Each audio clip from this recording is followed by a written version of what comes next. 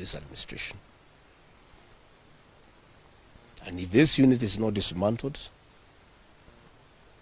we'll be giving the name of the building and the full names of that officer and his cousin in this administration. And these people are not answerable to the Inspector General of Police. Your guess is as good as mine as to who is the commander of that unit. Let me emphasize that killing our children will not quell the anger of the Kenyan people. People are very angry with this administration. Abducting young people is not a solution. You must address the cause of the disquiet, of the discontent. Why are people aggrieved with this administration? That must be dealt with. Abducting these children and killing them is not a solution. And I must remind my friend and brother, Dr. William Ruto, that since independence, no government has ever gone for children. This is the first administration in the history of this country to target children for repression and persecution.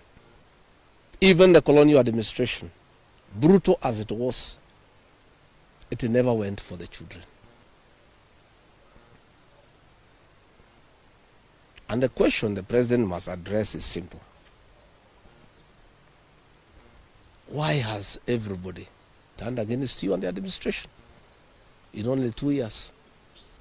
That is what you need to interrogate instead of persecuting these children. Again, he must understand the law of nature. Nature abhors vacuum.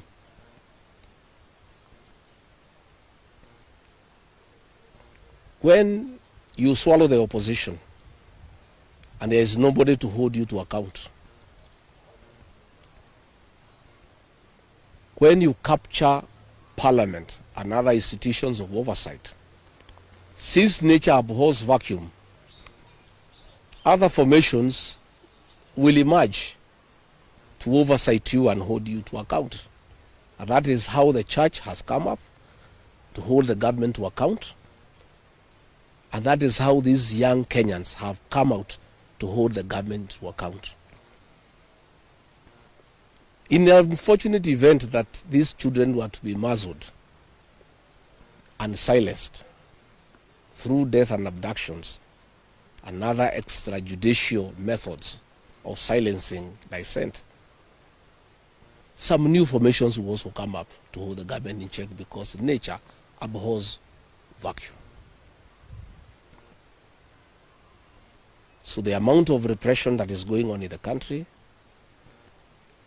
is unparalleled, it is unprecedented, and it needs to come to an end. I have just learned we have a prayer meeting in Shamata Ward in Nyandarua tomorrow. We have a farm. The residents of that ward normally meets once in a year for prayers to close the year. We have prayers tomorrow. And the police commander there in that county is intimidating leaders to cancel those prayers, that they will not be allowed to take place, that they need a permit. I want to tell the county commander in Nyandarua that you don't need a permit to hold prayers. Again, is this repression by this administration. Even if you stop the people of Nyandarua from holding prayers, that will not change their political views of what they think about this administration. I want to say the prayers will go on. I'll be in attendance with the residents of Shamata. And if the police want to come and stop the prayers, they can go ahead. But that will just enrage the people even more. And those tactics of using police to stop prayers were tried by the previous administration. And the president knows how it worked out. You just agitate people more. You make people more rebellious.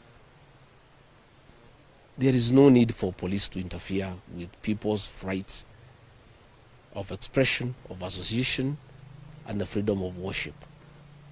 So I want again to ask the Inspector General of Police to tell his county commander in Nyandarua not to interfere with the rights of the people of that area to hold prayers and to congregate to pray together, because those rights are guaranteed in the Constitution. And this is not the way to deal with dissent and discontent.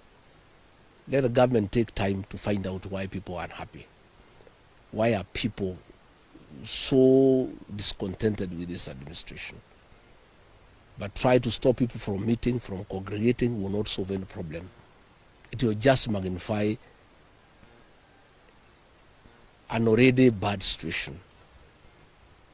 And I can tell them it will not work. It's an exercise in futility. So good people, I just wanted to make those remarks about abductions, and I can answer one or two questions if there is.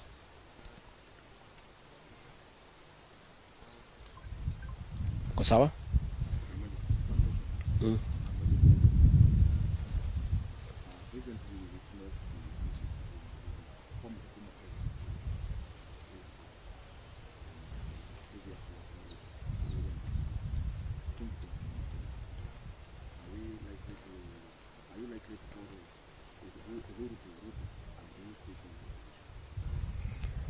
I don't know whether Uhuru is going to Ruto. I don't have such information. But I have said many times the people of this region don't follow leaders. It's leaders who follow the people. I don't follow anybody myself. I only follow the people. I have said I have very extensive consultations with the people of this region so that we decide what is our political destiny. That consultation is ongoing. It's going on. It's very extensive. It's very thorough. And it's what I'm doing here. When you walked in, I was having some consultation, and I continue to do so. I'll never follow anybody. I'll always follow the people. Yeah. Thank you very much. Asanteni sana.